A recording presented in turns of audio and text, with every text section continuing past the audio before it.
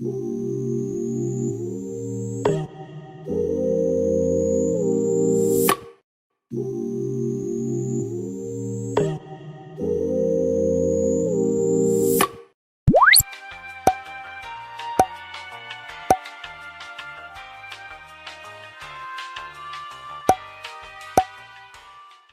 my name is Awangku Muhammad Daniel. So I will proceed to the introduction of Local Agenda 21.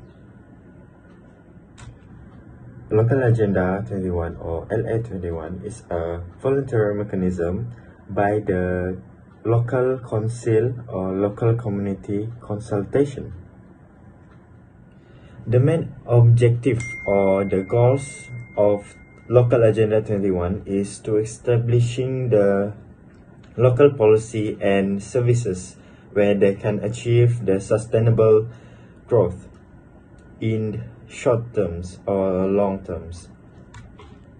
Furthermore, a holistic approach has been adopted by the authorities or the government to promote economic growth, protect and conserve the environment, and the most important is to achieve sustainable living in equal society.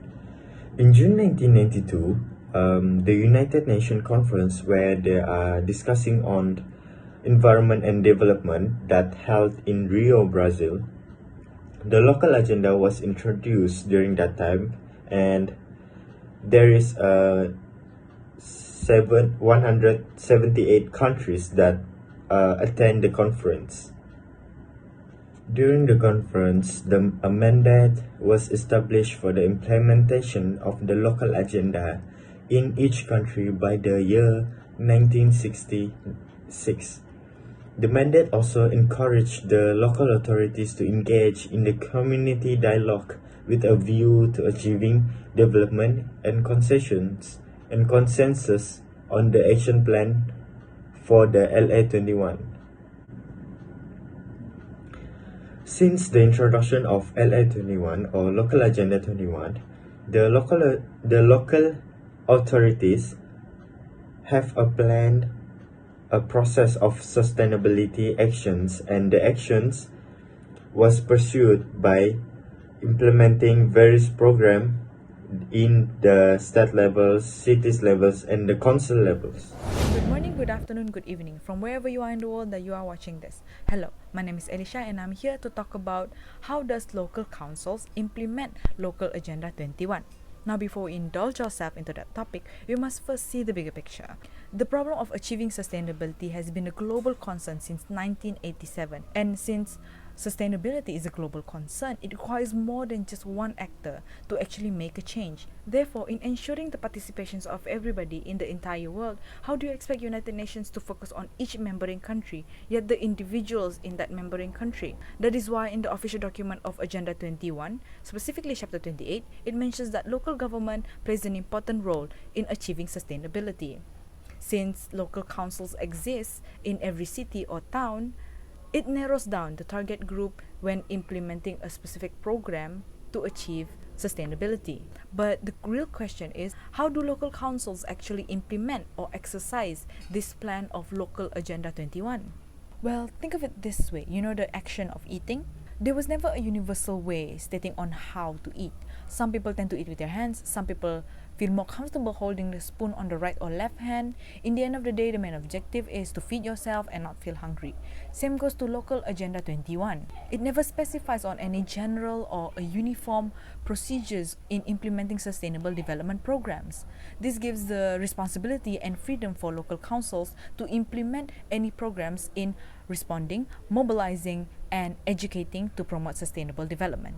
And local councils cannot obtain the most effective, efficient action plan without working together with others. That is why the participations of private sectors and communities are deemed to be crucial in obtaining the most efficient action plan. The procedure in implementing Local Agenda 21 is somewhat described by the Ministry of Housing and Local Government into mainly 6 stages: community vision, partnership, community-based issue analysis, action plan, implementation and monitoring, and last but not least, evaluation and feedback. The first phase, which is the community vision, is basically when local councils and other related communities come together to formulate on a vision that they all agree on. And this vision works as a guidance for them to make any future decisions to make sure that they stay on track. Partnership is basically when any communities that are involved establish partnership with each other and are equally responsible in the process of deliberation, implementation, and revision of any action plan that they agreed on. In the next stage, which is the community-based issue analysis, is more of an interaction stage between communities that are involved in identifying the sustainability problem. Basically, data analysis on the problem is gathered to work as a guidance on what to do next in the next stage. The fourth stage, which is action plan, works more like a strategy on how to address the sustainability problem obtained from the previous stage. Again, all communities' participations are equal, therefore any communities can participate in the problem-solving plan by making a proposal. They will all gather and discuss on which is which for the most efficient and effective plan. This stage requires them to actually implement the strategies that I have discussed in the previous stage. Now, before actually implementing the program, they must first give a sense of exposure to those affected by posting it on news, on their official websites, and etc. And then after that, they will have to make the program come into force. After implementing, they are required to monitor the program to ensure that everything goes according to plan. In the last stage is basically a stage where local councils and communities that are involved will evaluate the program's outcome between real outcome and expected outcome. Meanwhile, for feedback, either negative or positive, they all must be recorded to use as a guidance for change or improvement in the future. In conclusion, if you analyze closely, these 6 stages couldn't work successfully without the 2 key elements, which is community participation and multi-sector strategic planning. Thank you. Hey guys, so today I would like to talk about the program undertaken by the councils in implementing the LA21. The first program that has been implemented is Safe City. Safe City is an important aspect of contemporary in life. Shah Alam has introduced 14 out of 15 actions in the Safe City initiative in order to maintain the safetyness of the residents. In this framework, Shah Alam City Council has collaborated with PDRM in order to work towards a low crime index in that city. Secondly, the city councils also collaborated with some NGOs, which led to the identification of hotspot areas in Shah Alam. It has more than 3 dozen CCTV installed in some hotspot areas of Shah Alam. The use of CCTV increases transparency and encourage both law enforcement and the general public to be on a good behavior. In conclusion, this initiative really helped the city to lessen their crime index. The second program that has been implemented is Trees for Life. As we all know, trees is the most important creature in the world that must be protected in order to reach the sustainable development goals. This Trees for Life program has been started since September 2010 and still in progress till now. The program has been done through stages, which first they have to find volunteers and the volunteers need to plant the trees. However, this program not specifically only led to the improvement of the environment but also has improved the social integration as well. This program has succeeded in reaching multiple stakeholders groups such as the private sector, local authorities, and local communities to join this program. In conclusion, investing a tree will result in sustainable development cities with a happier and healthier environment. Thank you. Before I proceed, let me introduce myself first. My name is Mania Mercy and I'm going to present about the programs undertaken by MBSA in implementing Local Agenda 21 in Shah Alam. In July 2000, Shah Alam has been chosen as the project pioneer for Local Agenda 21, representing the local authority for urban area. Since then, Shah Alam City Council, or known as Majlis Bandaraya Shah Alam (MBSA), has put the values of sustainable development in Shah Alam. The first program is 60 Earth Hour. MBSA has conducted a 60 Healthy Our Earth program, which is provided with an information on the program of global warming, which is now getting worse due to current development. This program is an annual event implemented by the MBSA starting in 2011. This campaign also encourages and provides opportunities for each individual for the needs of nature conservation. MBSA has conducted various activities in this campaign. One of the activities for this campaign is the night cycling. Night cycling is a symbolic event for reducing the release of carbon dioxide gas into the Earth's atmosphere. In 2014, there are about 1,000 cyclists participating in cycling activities around Shah Alam city center. Other than that, for more success in carrying out this symbolic event is the closing the lights at Dataran Kemerdekaan for an hour. MBSA also called on the owners of the buildings and premises around the town of Shah Alam to turn off their lights for 1 hour to show the signs of support for this campaign. Next program is pilot project of the garbage isolation program from home. According to Shah Alam Mayor, which is Dato Ahmad Zaharin, he said that the segregation programs aims to reduce waste for recycling process at landfills, as well as reduce the use of new raw materials in the reproduction of products. This is one of the attempts by MBSA to educate the citizens about the waste segregation. This has been implemented in 5 areas of Shah Alam, and there are about 1,700 housing units will be involved in this program. Through this implementation, residents are required to separate each waste according to a predetermined composition of plastic, paper, glass, and aluminium. MBSA also provides bins as a facility for residents to store recycled items. That is all from the programs undertaken by MBSA in Shah Alam. Hello madam, and to all that watching this video.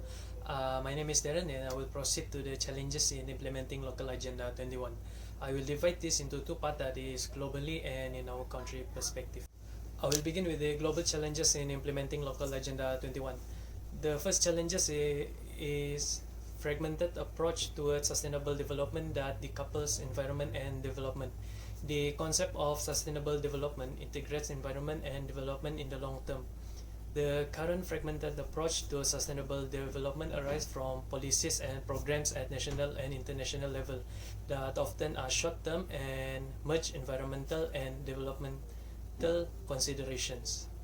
The second challenges is lack of integrated national policy and approaches in the areas of finance, trade, investment, technology, and sustainable development.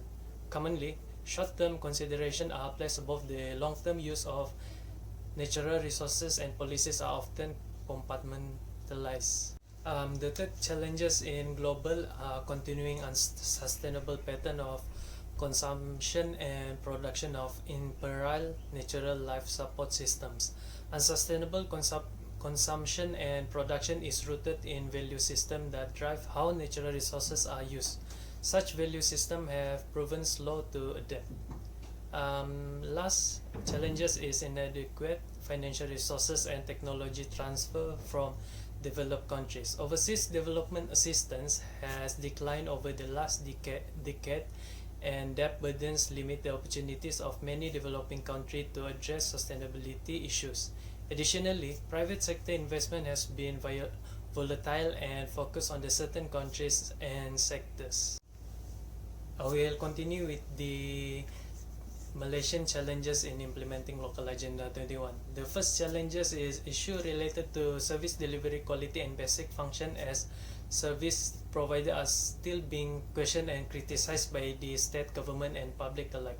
And therefore, issues such as encouraging developments in the integration of policy areas and development of more participative structures are being left as least priority area. Within local authorities, it appears to be lack of interest and dedication in implementing Local Agenda 21. This was due to the lack of integration within the range of council activities, which encouraged a reliance on enthusiastic individuals to take forward the sustainability agenda. The next challenges is local authority staff did not understand their function in Local Agenda 21 and saw themselves as public servant with limited function rather than as advocacy with lobbying role of sustainable development. As the resources within the council are diminishing, the council staff need to understand the partnership with other stakeholders would help to spread the cost of responsibility to other stakeholders. The council need to be creative in creating opportunities and giving opportunities for others to be involved in decision-making process. The third challenges in Malaysian perspective is no relationship between the knowledge on Local Agenda 21 and the experience being involved in LA 21 process. Even though the council staff attend training and talk on LA 21, this did not guarantee their knowledge and understanding on the topic area. The last challenges is federal and state government play an important role in enabling LA 21 and is currently viewed as not doing enough to promote local sustainable development in Malaysia. The emphasis on internal matter by council representative and staff bring into focus on the powerful role that key individuals play in any LA 21, whether from within local authorities, businesses, community, or the NGO.